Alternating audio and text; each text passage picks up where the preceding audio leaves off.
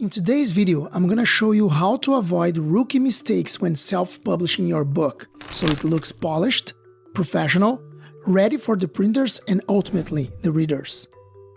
If you are into the process of self-publishing your book, before you hit that publish button, let's talk about some common formatting mistakes that can make your book look, well, unprofessional. Whenever I'm browsing books to buy on Amazon, I always take a look in the preview button, especially if they are printed copies. I lost count how many times some books are poorly typeset. The content sometimes is great, but I predict it's gonna be a pain to read. Overall, the looks ends up being unprofessional. It's like reading a long Word document bound as a book. The problems are many. I'm gonna throw a few in this video. Font choices.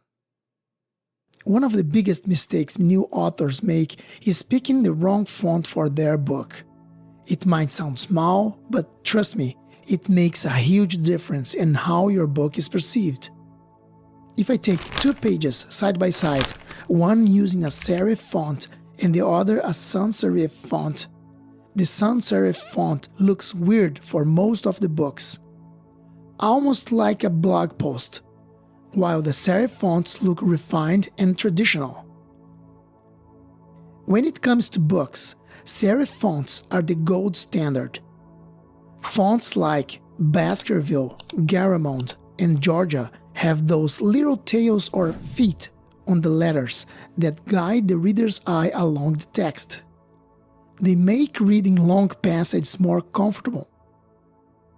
Sans serif fonts are great for digital content and short bursts of text, but for an entire page of a printed book, stick with serif.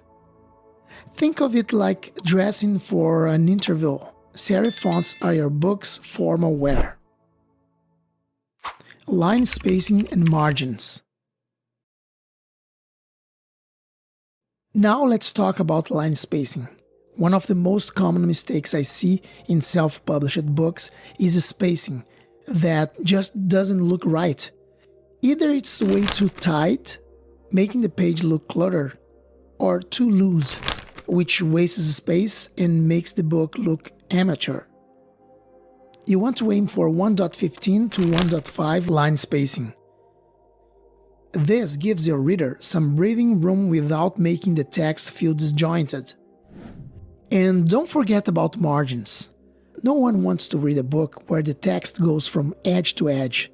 Standard margins for a book are around 0.75 inches to 1 inch on all sides. This gives the page a clean, professional look and prevents the text from running into the spine. Keep in mind that an ideal page will have around 60 to 80 characters in a line of text. Aim for wider margins for thicker books. This will ensure that when the book is open, nothing gets lost in the gutter, the inner margin where the book is bound. Jagged justification and poor hyphenation. Many self-published authors forget how properly justify their text, leading to jagged edges on the right side of the page. It might not seem like a big deal, but it screams unprofessional. I know there are professionally published books that use this kind of justification, but mostly they don't, especially novels. Books are traditionally fully justified, meaning both of the left and right sides of the text block are aligned. It gives your book a neat, polished look. But there's a catch. When you fully justify text, you run the risk of awkward spacing between words. To fix this, make sure your typesetting software has proper hyphenation settings. In most cases, hyphenating 3 or fewer words per page is a good rule of thumb. Page numbers and headers.